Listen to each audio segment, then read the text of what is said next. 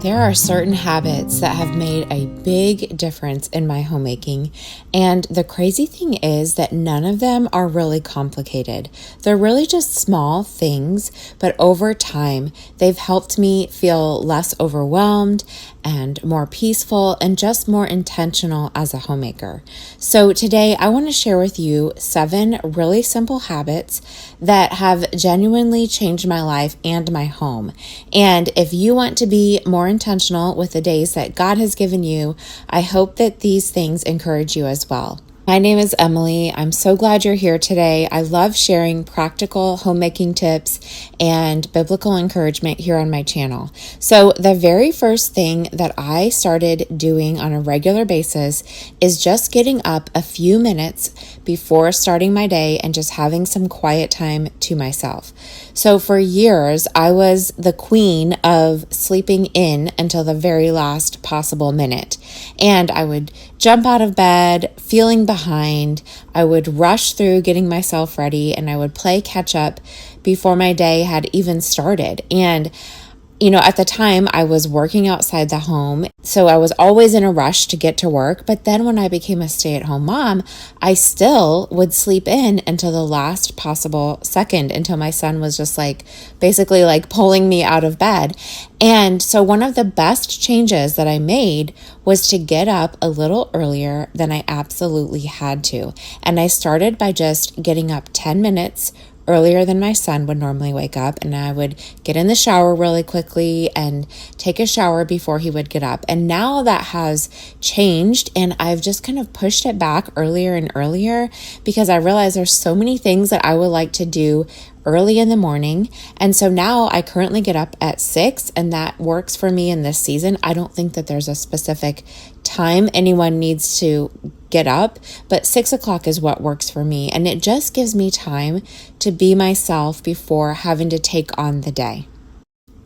The second small habit is to go to bed on time, the same time every single night. And really this works with my first habit of getting up a little earlier. So when I go to bed at a reasonable hour, I know that I'm going to be able to wake up and not feel exhausted in the morning.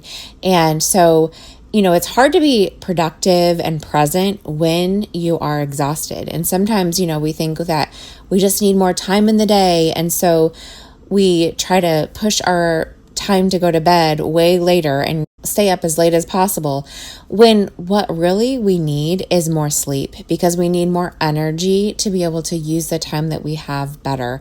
And I've learned that staying up late just to scroll on my phone or watch another episode on the TV, or even to get work done if I'm staying up extra late just to get something else done, I end up feeling really sluggish the next day. And so I've learned that instead, having a good morning starts the night before. So if you would like to get up earlier, something you can do is actually just going to bed at a certain time each night so that you make sure you get the sleep you need for the next morning. The third simple habit is making a weekly plan. So this is one of the habits that has just helped me remain calm when things don't necessarily go as planned, because at the beginning of the week, I just spend a little time looking ahead, writing things down in my planner that I know are going to happen, and just making a plan for the meals and the things that I would like to get done around the home, other responsibilities that I have. And not everything is going to go exactly to plan because unexpected things come up. But I found that just planning for the things that I can control, like meals, and during the school year, just planning for certain hours that we are going to be working on homeschooling, that helps me when other things come up that I can't control. So when our meals are planned, I feel prepared instead of flustered at 5 o'clock in the evening. And, sometimes the meals that I plan get moved around during the week, but I have a list of the meals that I know I'm going to make at some point during the week, and I have groceries for those meals. And so then we have an idea of what is going to happen for dinner, and it's not something that I have to worry about each day.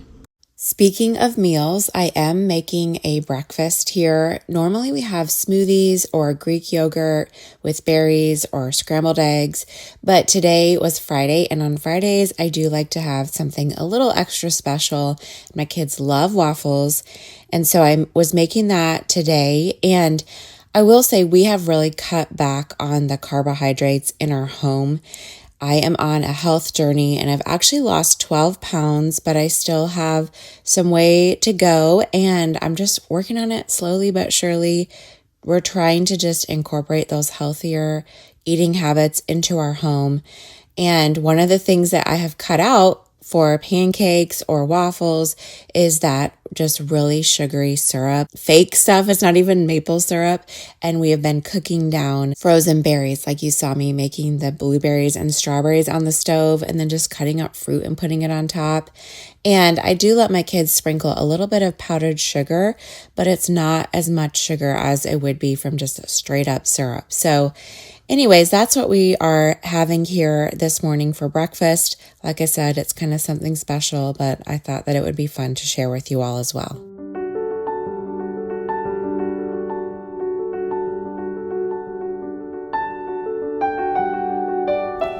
Another small habit that I had to change was to stop complaining. And this is one that I talk about to my children a lot because sometimes they will complain like just about brushing their teeth. Well, they have to brush their teeth. And so I'll often say, wouldn't you rather brush your teeth with a good attitude instead of a bad one? And the same thing applies to me. In Philippians 2 verse 14, we're told, do everything without complaining and arguing. And so there are just certain responsibilities in life that I don't necessarily get to choose. I have to wash the dishes. I have to fold the laundry. Dinner has to be made. And so I'm not saying that we, can pretend that it's just fun and not hard to do. And I'm not saying, just walk around with a fake smile saying, oh, I just love doing all these things. But we can choose to not complain about these responsibilities. And so when I catch myself complaining about making dinner, I try to reframe it. And I will often say, I don't have to make dinner. I get to make dinner for my family because the Lord has provided the finances to go buy groceries. I live in a place where I can go get food very easily. It doesn't even take me 2 minutes to get to a grocery store. And those are all blessings that I have. And when I remember that, I start to have gratitude instead of complaining. The next simple habit that I started incorporating into my home was just preparing as much as possible ahead of time. So, if you are someone who tends to kind of procrastinate certain chores or responsibilities, I would suggest looking for ways to make it easier on your future self. So for me, this includes dinner. So a lot of times earlier in the day, I will make sure that I have meat that is thawed, make sure that I have all the ingredients. Like sometimes, even if it's just a simple meal like tacos, I will go to the cupboard and I will pull out the taco seasoning and pull out the taco shells and just set them on the counter so that they're there and they're ready and I know I have them. But it could be things like vegetables that I can cut up ahead of time instead of waiting until right before they have to go in the oven. Or even sometimes meat that I need to cut up and marinate. I can do that earlier in the day or even the night before. And that way it's just easier on myself the next day. At nighttime, I make sure that I get my coffee pot all ready so that in the morning, all I have to do is turn the little button on and it starts making my coffee. And just preparing ahead of time makes my morning easier. And that's just a really simple thing that makes a big difference. The next habit that I had to start incorporating into my home and into my daily life with my family was softening my tone of voice. As women, we often set the atmosphere of our homes. I'm not saying we're, responsible for all of it, not at all, but we do a big part of that. And homemaking is more than just cleaning and cooking. It's also about how we treat the people who live in our homes. And this is something that the Lord has convicted me about over and over again, because I don't always get it right. Sometimes I am impatient or irritated, and I have to apologize, and because I've spoken in a harsh tone. And several months ago during Bible study fellowship, one of the speakers challenged us, and she said to think about ways that we could soften our tone and slow our pace. And that simple phrase has really stayed with me over the last several months, because my family, yes, they need dinner, they need clean clothes to wear, but they also need me to listen to them, to be present, and to be kind with my words. And so, they need our attention just as much as my checklist of cleaning the house needs done. And so often when we change the tone of voice that we're using to soften it, then we're changing the atmosphere in our home as well. The next simple habit was having an intentional daily routine. And I specifically say the word intentional because the truth is that you already have a routine. Everyone does. The question is whether you've chosen that routine or it has just simply happened by default. When we aren't intentional with our time, our days can kind of disappear before we even realize it.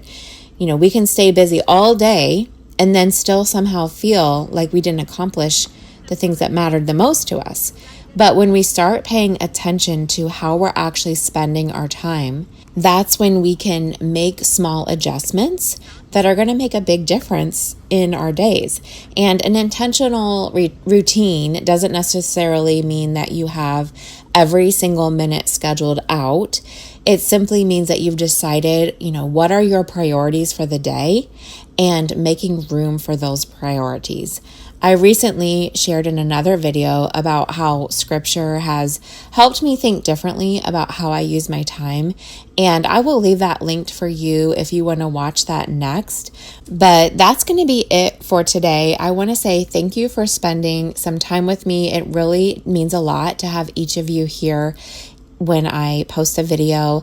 And as always, if you would like more encouragement, you can sign up for my free Homemakers checklist. And I also send out weekly emails with weekly encouragement for homemakers. So if you would like to get that as well, then you can sign up for that with my checklist. But I will see you in the next video.